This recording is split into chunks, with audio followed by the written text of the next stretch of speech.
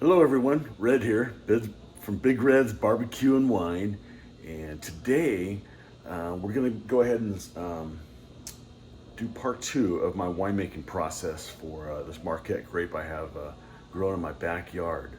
So we'll go ahead and we'll go ahead and take it out of the bucket. I went ahead and fermented it in there. It's been over a week now. Sugar levels are all gone, and I'm going to go ahead and put it into my press. We'll go and press those grapes, and we'll get them into our carboy, and it should have at least 3 gallons. That's what I'm hoping for. We'll see. I got some other containers cleaned up just in case it's a little bit more, but we'll go from there. And then I'll kind of show you that process, and I'll add some potassium metabiphosphate and some potassium sorbate to it, keep it from fermenting any longer if there is anything there that hasn't fermented yet. And we'll get it into the carboy. So I'll show you that process.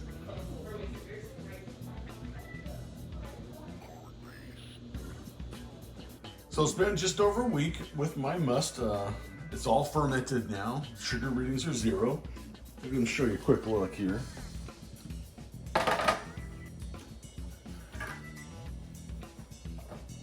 It's kind of my finished product there. After a week and a half's gone by, I've been pushing it down every day and making sure it's good. A lot of the the skins and stuff, they'll go all the way down to the bottom after it's fully fermented. So you can see occasional bubble coming up. I think that's just the nitrogen or the carbon dioxide in the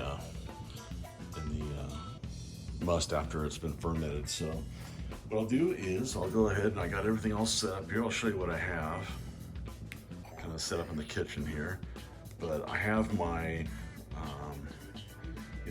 my wooden basket that I use for pressing, and then I have the stand for it, and then I have what I'll scoop it out with, and then even these are the wooden pieces that I'll put on top of it that I'll push it all down from the little bar there too. I'll show you how I do that, and then I have a couple of leftover bottles in case it goes over the 3-gallon carboy that I have there, the plastic one. So I'm gonna go and run these outside. I don't want to splash or anything inside my kitchen area, so it's a decent day. It's not raining, but it very well could be, but we'll give it a shot out there. So here's what we got. I'll try and stay out of my own way here. And I have a meshing that I keep every year. I just clean it, and then I'll put it back on here to keep the big stuff out. So go through, drain through, and go down into my carboy here. Let's give it a shot here.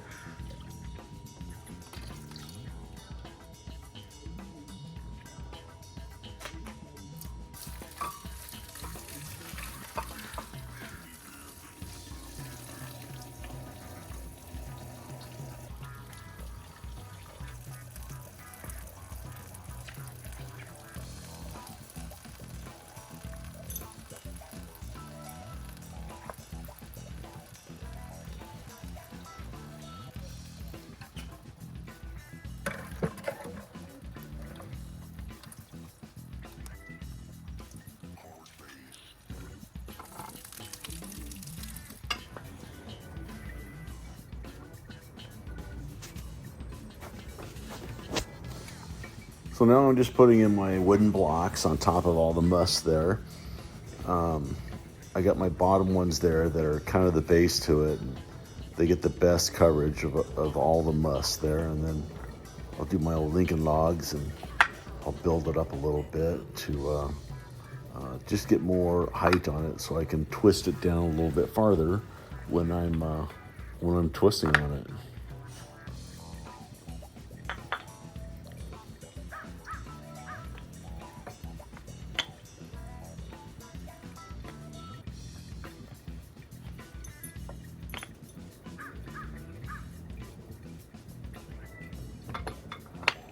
That's the top plate there. There'll be a little, like a little washer that I'll put on it before I put the spin spin device on it, and then that's just me giving a little manual pressure on it. As you can see, it's pushing out a lot of the free run juice right there, just by manually pushing on it. It's my little spinner device.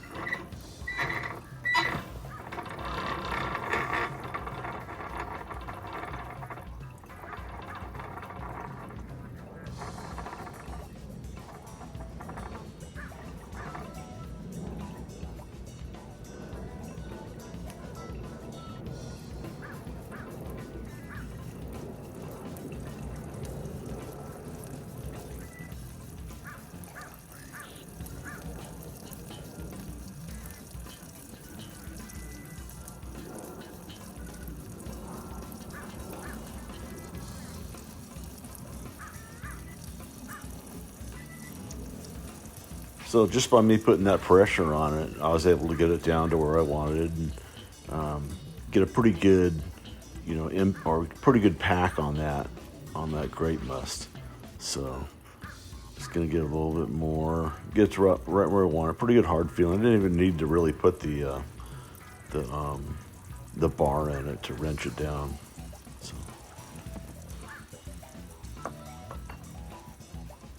that's just me demonstrating how the bar works and where it goes in.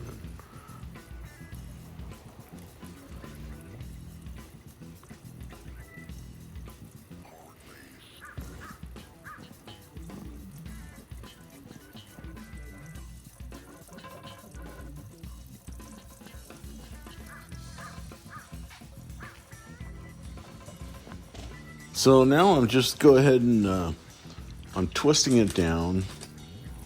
And I've got it all the way down so far, and I found that it wasn't a full basket, so I didn't really need to put the handle on it to push it down. So I was able to do it by hand, and then this is just me finishing up and able to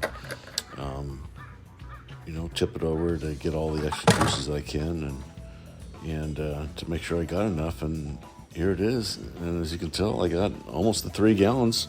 So real happy with that result.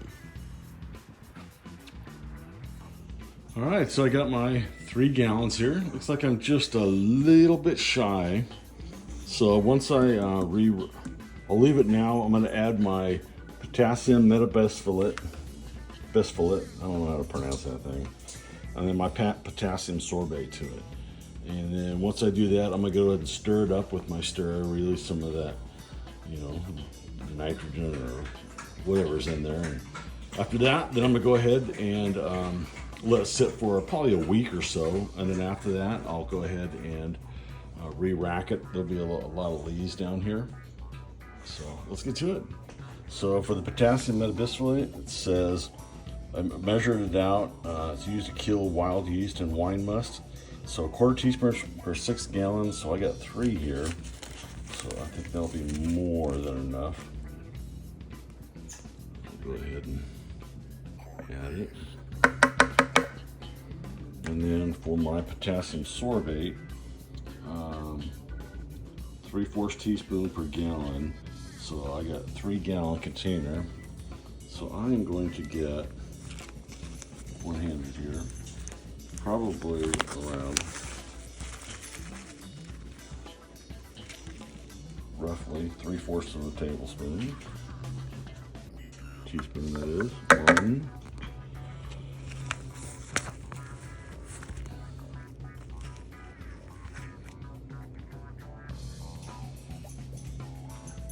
2.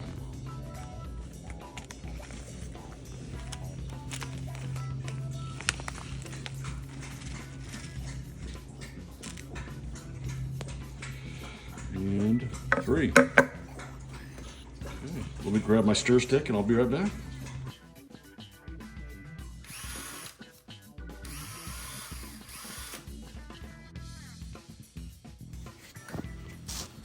So I just stick my coat hanger.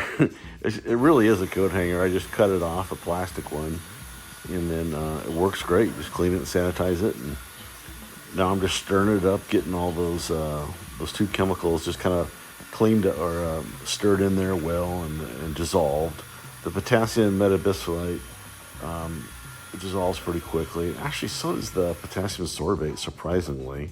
They seem like they're a little bit bigger of capsules, but they just absorb right into the juice there pretty quickly. So here's that process.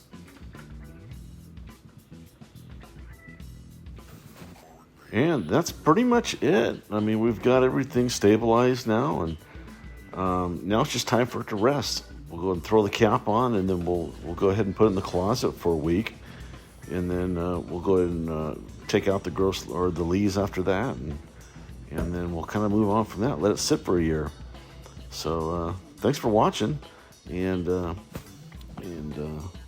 like and subscribe.